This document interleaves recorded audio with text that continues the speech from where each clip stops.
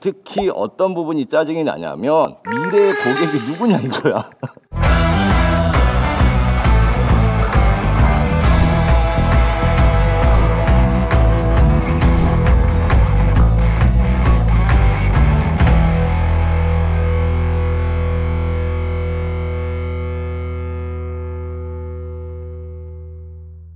자, 오늘 가지고 온 강의는 2022년 상반기 기업은행입니다. 네, 바로 들어갈게요. 자, 1번. 본인이 생각하는 IBK 기업은행의 미래 핵심 고객은 누구인지 기술하고 과거 경험을 토대로 입행 후 해당 고객의 만족을 위해 어떤 노력을 할 것인지 기술하시오. 네, 문항도 깁니다.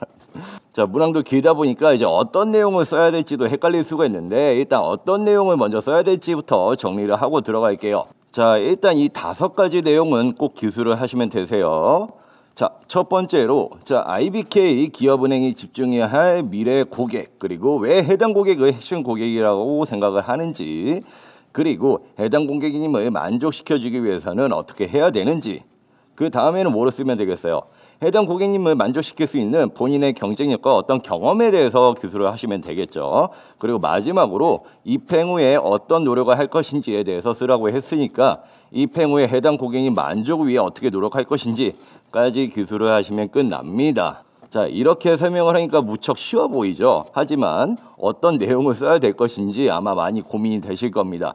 특히 어떤 부분이 짜증이 나냐면 미래의 고객이 누구냐 이거야.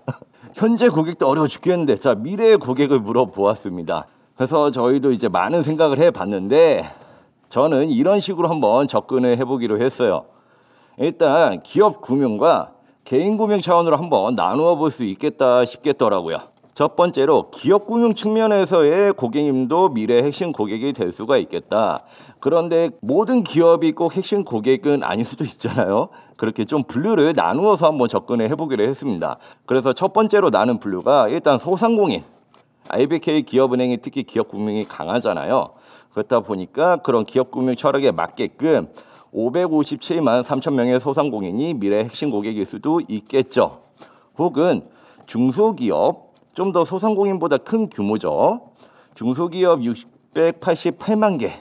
이분들이 미래 핵심 고객이 될 수가 있겠습니다. 자, 그런데 이런 중소기업을 좀 더 세분화시켜서 들어가면 또 뭐가 있나요? 자, 스타트업이 있죠. 자, 스타트업 중에서도 기술 창업 분야에서 매년 1만 개의 스타트업이 설립이 된다고 해요. 그래서 뭐 IBK 같은 경우에 뭐 창공 프로그램이라든지 뭐 투자 프로그램 같은 것도 좀 많잖아요. 그래서 그런 IBK 기업은행이 좀 추구하는 바와 맞기 때문에 뭐 이런 스타트업도 유니콘 기업이 될 수 있기 때문에 미래 핵심 고객이 될 수 있다. 이제 뭐 이런 식으로도 기술해 볼 수가 있겠습니다.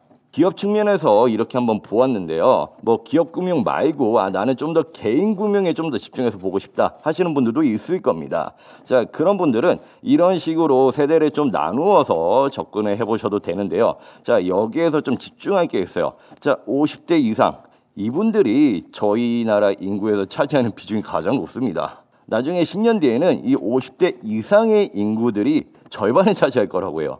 그 정도로 양적으로 아주 큰 비중을 압도를 할 것입니다. 그래서 매우 중요한 고객이 될 수가 있겠죠. 네, 그렇다고 해서 꼭 노년층만 중요하냐? 오히려 정반대로 이 알파 세대들, 20대 이하의 특히 지금 뭐 중학교, 초등학생들 그 친구들이 미래 핵심 고객이 될 수도 있겠죠. 그래서 이렇게 아예 세대를 역으로 바라봐서 오히려 나는 한 어린 연령층에게 집중을 하고 싶다. 뭐 이렇게 기술을 하셔도 되겠습니다. 자, 이렇게 뭐 규모라든지 세대에 따라서 핵심 고객을 나누었는데 자, 이런 분류 말고 다른 분류도 있습니다. 이런 식으로도 분류를 해볼 수가 있어요. 뭐 비트테크족이라든지 뭐 비트코인이라든지 암호화폐 하시는 분도 있잖아요. 자, 이 단적인 예시로 비트코인족들을 잡아서 아주 크게 성장한 기업이 하나 있죠. K뱅크라고. K뱅크가 업비트와 제휴를 맺음으로써 이 비트코인족들을 정말 많이 사로잡았습니다. 그래서 IBK 기업은행들도 예를 들면 뭐 비트테크족 같은 소비족들을 좀 빨리 선점을 한다면 오히려 디지털 라이프 쪽에서 좀 우위를 점할 수 있지 않을까라고 생각을 한번 해보았어요. 비트테크족 말고도 또 뭐가 있습니까? 뭐 베테크족, 롤코 라이프족 자, 미닝아웃을 뭐 소비하는 그런 세대들까지 이런 어떤 소비하는 행태라든지 소비하는 라이프 스타일에 따라서 고객의 분류를 나누어도 됩니다. 사실 이거는 정답이 없기 때문에 자, 여러분들이 어떤 식으로 미래 핵심 고객을 생각을 하고 왜 그 고객이 미래 핵심 고객이라고 생각하는지 그 논리만 잘 펴시면 되실 거예요. 자, 이렇게 미래 핵심 고객을 여러분들이 정했다면 이제는 뭘 써야 됩니까? 왜 그 고객이 미래의 핵심 고객이라고 생각하는지에 대해서 쓰시면 되세요. 근데 그 당위성과 이유를 찾기가 좀 어려울 수도 있습니다. 그래서 그 관점도 제가 이런 식으로 한번 나누어 보았어요. 우선 일단 기업은행 내부 측면에서 기업은행이 추구하는 철학이나 전략과 맞닿아 있는 고객이기 때문에 이들이 핵심 고객이라고 생각을 한다. 이렇게 당위성을 기술할 수도 있겠죠. 자, 혹은 자, 기업은행의 강점으로 더 만족을 잘 시킬 수도 있고 혹은 시장 점유율을 높일 수 있으므로 이분들을 나는 미래 핵심 고객이라고 생각을 한다. 이렇게도 접근해 볼 수도 있겠습니다. 아니면 기업은행의 약점을 오히려 보완할 수 있는 고객 세대이기 때문에 이러한 고객에게 좀 더 집중을 해야 된다. 이런 식으로도 이유를 기술할 수도 있겠죠.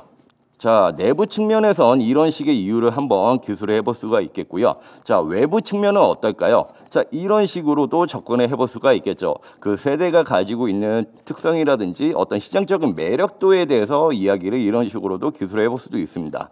뭐 예를 들면 65세 이상 고령층이라든지 50대 이상 고객님들은 양적으로 제일 많은 세대이기 때문에 집중을 해야 된다. 라고도 기술해 볼 수도 있겠죠. 그리고 MZ세대 같은 경우에 금융생애 소비에서 제일 많은 금융 수요가 계속 일어날 수가 있습니다. 자, 예를 들면 집을 얻기 위해서 뭐 이제 대출도 받아야 될 거고 여러 가지 퇴직연금 상품도 들을 거고 금융 소비가 제일 활발하게 일어날 수 있는 세대이기 때문에 좀 더 집중을 해야 된다. 이런 식으로 접근해 볼 수도 있을 거고요. 그 다음에 이제 뭐 알파 세대, 더 어린 세대에게 집중을 한다. 그러면 금융 패턴 변화에 맞물려서 투자 대비 효과가 가장 큰 세대이기 때문에 특히 미리 선점을 해두면 락인 효과가 아주 큰 세대이기 때문에 알파 세대에게 집중을 해야 된다. 이런 식으로도 기술해 볼 수도 있겠죠. 그리고 이러한 이유도 말고도 자, 미래의 핵심 고객이라고 했기 때문에 어떤 미래 금융 패턴이 어떻게 변화가 할 것이고 그 변화에 따라서 이런 고객이 더 중요해질 것이다. 이런 식으로 어떤 미래를 분석을 하거나 예측하는 어떤 문구를 하나씩 넣어줘도 좋을 것 같아요. 자, 그러면 이제 글을 쓰는 방법인데 이게 약간 힘든 게 뭐냐면 2000바이트를 써야 됩니다. 정말 많은 글을 써야 되기 때문에 자, 어떤 분들은 고객을 한 분류만 써야 되냐 아니면 두 부류 쓰면 안 되냐 이러시는 분들도 있던데 뭐 그거는 크게 상관은 없을 것 같아요. 두 가지 분류를 써도 이 내용만 충분히 기술이 되어 있다면 좋을 것 같습니다. 자, 그러면 이걸 토대로 해서 자, 어떤 식으로 예시를 써볼 수 있는지 한번 보도록 하죠. 자, 일단 첫 문장 보시면 자, 미래 핵심 고객은 MZ세대임을 확신합니다. 자, 미래 핵심 고객이 어떤 고객인지에 대해서 명확하게 밝혔죠. 꼭 첫 문장에 두 가지식으로 어떤 고객이 미래 핵심 고객인지에 대해서 밝혀주시고요. 자, 그 다음 문장에 뭐라고 했습니까? 자, MZ세대를 미래 핵심 고객이라고 생각한 이유를 제시를 했는데 그 이유를 세 가지로 제시를 했습니다. 우선 첫 번째로 자, 금융수행의 소비 차원에서 제일 많은 수요가 있다. 뭡니까? 이 MZ세대가 가지고 있는 어떤 특성과 시장의 매력에 대해서 이야기를 해준 거죠. 자, 두 번째 이유로 IBK 기업은행이 나아가야 될 디지털 금융 전략을 제시해줄 소비 세대이다. 자, IBK 기업은행에게 그만큼 중요하다는 뜻이겠죠. 자, 세 번째 이유로 뭐예요? MZ세대에게 집중함으로써 IBK 기업은행이 빅테크에게 빼앗겼어. 자, 빼앗긴 MZ세대를 흡수도 할 수도 있을 것입니다. 라고 하면서 이 시장을 빨리 되찾아봐야 된다. 이런 이유로 설명을 하고 있습니다. 자, 그 다음에 이제 어떤 문장을 쓰면 될까요? 제가 앞에서 설명드렸죠. 이 고객의 특성에 대해서 혹은 어떠한 니즈를 가지고 있는지에 대해서 좀 짤막하게 설명을 해주시면 된다고요. 그래서 어떤 식으로 설명했습니까? 이 친구는 본인이 과거의 경험을 통해서 얻었던 MZ세대들의 니즈와 특성에 대해서 아주 길게 좀 작성을 했어요. 자, 이 예시문 같은 경우에는 이 고객의 특성을 아주 길게 작성을 했는데요. 꼭 이렇게 길게 작성하지 않으셔도 됩니다. 짧게 기술을 하셔도 되고요. 본인이 가진 경쟁력과 경험의 분량을 더 활용을 해도 되세요. 네. 사실 내용의 비중을 어떻게 하느냐는 여러분들이 어떤 식으로 내용을 접근하는지에 따라서 좀 달라지기 때문에 그 부분은 자유롭게 기술을 하시면 됩니다. 단 여기 자소서 항목에서 묻고 있는 질문에 대해서는 무조건 성실하게 작성을 해주셔야 됩니다. 자, 그래서 저도 좀 고민을 하다가 이번에는 MZ세대들의 특징을 좀 더 길게 작성을 해보면 좀 더 어떻게 보면 차별화가 될 수가 있겠다라고 싶어서 이렇게 한번 과거의 경험을 통해서 느꼈던 MZ세대들의 특징들을 길게 한번 작성을 해보았습니다. 자, 일단 첫 번째에서 두 번째까지는 보시면 내가 경험으로 느꼈던 MZ세대들의 특성이에요. 자, MZ세대의 특성은 나는 이만큼 잘 알고 있다라는 걸 또 간접적으로 드러내고 있죠. 자, 그 다음에는 본인이 좀 나름대로 시장 조사를 하면서 찾아봤던 MZ세대의 특성까지 적었습니다. 그만큼 MZ세대 고객들에게 관심이 많다라는 것도 간접적으로 드러내고 있죠. 그래서 이런 MZ세대 특성에 따라서 그러면 나는 어떻게 기여를 할 것인가 라고 써야 되는데, 자, 그 전에 뭐라고 했습니까? 과거의 경험을 바탕으로 입행 후 어떻게 노력할 것인지에 대해서 기술하라고 했죠. 즉, 내가 입행 후 노력을 하기 전에 그 노력을 할 수 있는 밑바탕의 경험이나 경쟁력이 무엇이냐, 그것도 작성을 해야 된다는 겁니다. 그래서 이 예시에서도 이 MZ세대에 대한 특성들, 이 특성을 잘 알고 있는 지식을 기반으로 해서 어떤 경험을 썼느냐, 자, 이런 경험을 썼습니다. 자, 그래서 첫 문장을 보시면 어떻게 썼나요? MZ세대들의 이러한 특성을 고려하며 저는 다음과 같은 경험으로 MZ세대 대상 맞춤형 추진 전략을 실천하겠습니다 라고 쓰고, 그 다음에 본인이 어떠한 경쟁력과 어떤 경험을 가지고 있는지에 대해서 썼죠. 자, 뭐라고 썼나요? 자, 땡땡땡에서 근무를 했을 때 어떠한 성공과 MZ세대들의 인사를 받은 적이 있다 라고 했는데, 어떻게 받을 수가 있었냐? 나는 두 가지 방법을 활용했다. 먼저 뭐 했습니까? 자, MZ세대들이 디지털 앱을 활용하면서 겪었던 고충들을 파악해서 이에 공감하면서 다가갔다. 자, 공감을 활용을 한 거죠. 그 다음에 두 번째로 고객 대부분이 모르지만 경제적인 혜택으로 연결될 수 있는 점들을 자료로 정리해서 보여드렸다 라고 하면서 그 고객 관점에서, 고객 상황에서 얻을 수 있는 경제적인 혜택들을 구체적으로 보여줬다라는 것이죠. 그래서 결과는 어땠어요? 자, 이러한 설명으로 고객님께 좋은 반응을 이끌면서 70%라는 카드였나 봐요. 카드 가입률 유치를 이룰 수 있었습니다 라고 기술을 했습니다. 자, 그래서 이제 이러한 성과를 바탕으로 해서 내가 이렇게 영업을 했듯이 입행 후에도 어떤 식으로 영업을 하겠다라고 작성을 한 겁니다. 이것도 쭉 읽어보시면 어떻게 영업을 하겠다고 했죠?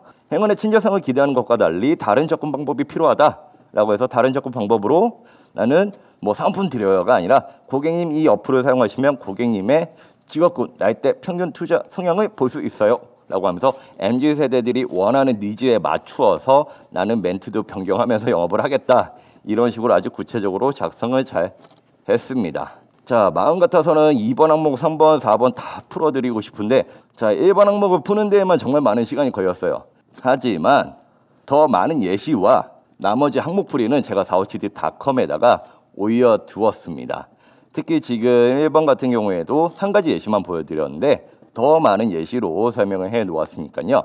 더 많은 관점과 영감을 좀 얻고 싶다 하시는 분들이 있다면 45CD.com에 한번 방문해 주시기 바랍니다. 그러면 지금까지 45CD 매치원 마왕 너굴맨이었습니다.